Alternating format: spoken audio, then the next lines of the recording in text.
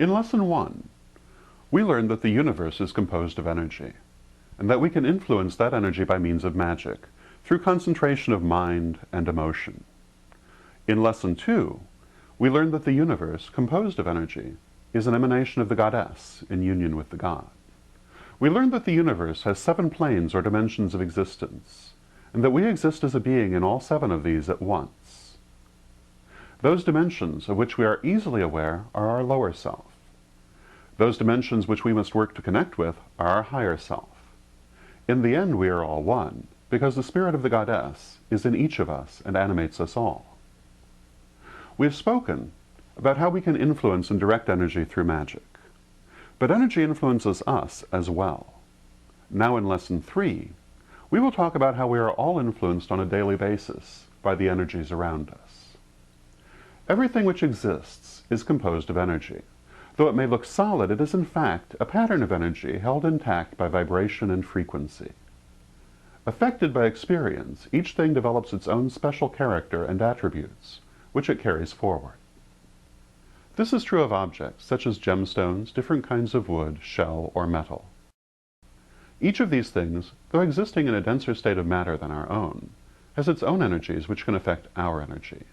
For example, jade interacts with our energy to promote calmness and tranquility, while amber has an energy that aids mental clarity and concentration. Rock crystal, quartz, will amplify one's psychic energy, while metal will tend to ground it. This is also true of fragrances, such as essential oils and incenses, whose unique qualities affect our energy as well. For example, sage or rosemary have a cleansing energy, which we use to aid in purification. Sandalwood promotes spiritual opening, while cinnamon is protective in character. Not only physical objects, but also more abstract things such as color affect our energy. The color red will tend to increase one's energy, but if overdone can set one on edge. Blue tends to be soothing to the emotions, but too much can be depressive in character. Specific places also have particular energies. Some locations are known to have especially powerful energy, which acts as a battery to anyone who goes there. Such places are called vortices and are the energy centers or chakras of the earth. Some of these vortices have special qualities, such as healing or psychic opening. If you visit such a vortex and work with its natural energy, you'll be able to accomplish much more of whatever its special quality dictates than you might normally be able to do. For example, at a healing vortex, such as that at Bath, England, or at Lourdes, France, healers will be able to manifest much greater healing powers than they might in other places. Meditations conducted at vortices known for psychic opening, such as those in Sedona, in the southwestern United States, may be able to reach much deeper levels and effect greater transformations than when carried out elsewhere. For these reasons, such vortices are considered sacred and are often the site of pilgrimages by persons seeking to benefit from the particular energy of the vortex. Such vortices can also be artificially created, both consciously and unconsciously. Our thoughts and emotions, as we have said, affect energy. A location which is subject to a given emotion or thought pattern over a long period of time, or even a short time, if it is of extreme potency, will be imbued with that quality. Thus, a house which has seen much suffering or anger may have a negative energy about it, which will be felt by subsequent inhabitants and their visitors. Similarly, a place which has known great joy may tend to feel uplifting to those who live in it or visit it. These artificial vortices are created unconsciously, by the everyday process of living. But an artificial vortex can also be created intentionally. A temple or a place where magic is performed can be imbued with psychic energy, which can turn it into a powerful psychic vortex, which will strengthen the abilities and perceptions of all who enter. But this is a high-level working and should not be attempted until one is thoroughly familiar with energy working. In magic, we learn to interact with all things with a view to how they can aid us energetically. Because each of us is different, this is a subjective process, which can only be mastered by trial and experience. But the basics can be grasped fairly easily. You will learn more about the effects of gemstones and scents in future lessons. If you continue your studies beyond the first degree, you will learn more about energetic vortices.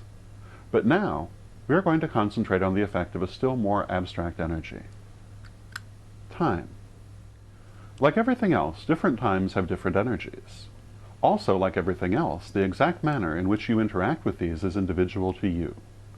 To fully understand how best to relate to these energies, You must practice with them and see how you yourself attune to them. But in general, there are certain principles, and these we shall outline for you now.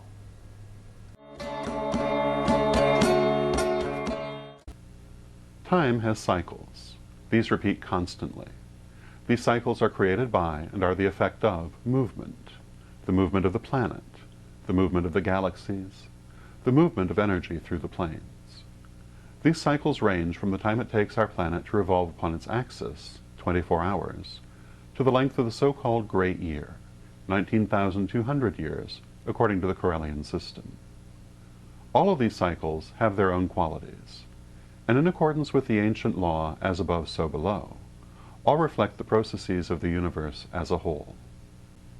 When Goddess separated the many souls off from herself and sent them into the physical, they began a process of involution, a movement downward to a place of utmost density, the physical plane.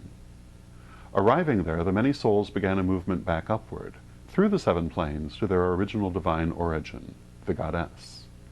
This is called spiritual evolution. Together these two processes form a whole.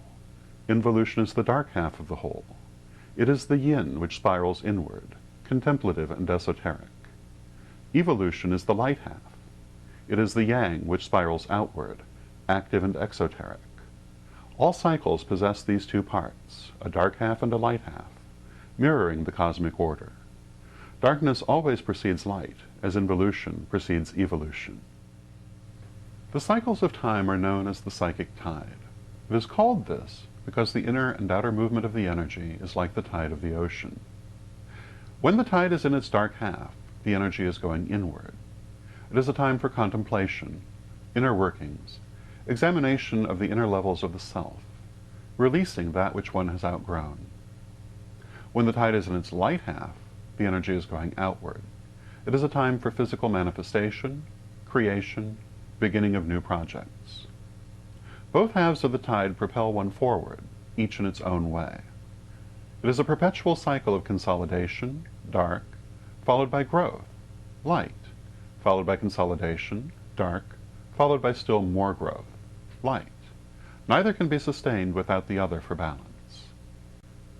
In a 24-hour period, the dark half is night, the light half is day. In the monthly cycle of the moon, the dark half is the waning moon, from full moon to new moon. The light half is the waxing moon, from new moon to full moon.